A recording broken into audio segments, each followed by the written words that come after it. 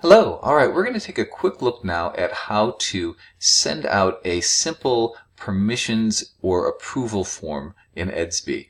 These are things that are used, for example, for field trip authorization or photo releases or acknowledgement of acceptable use policies, those kinds of things. And these are initiated from the student Zoom. So I'm logged in right now as a school principal, which gives me access to our full student list.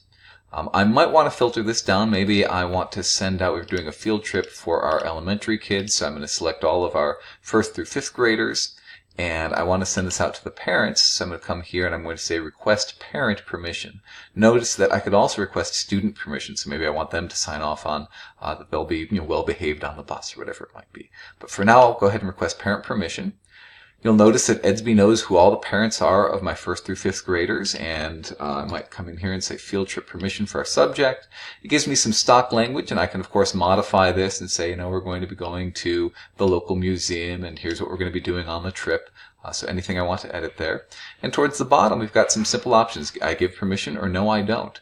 If I want to have more than 2 options, I can use this plus sign here and I can add additional options as needed.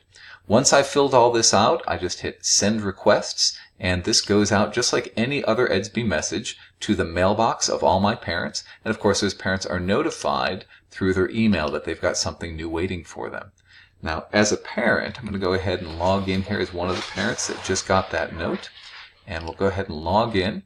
And in true EDSB form, I've got my notification here that there's something new waiting for me.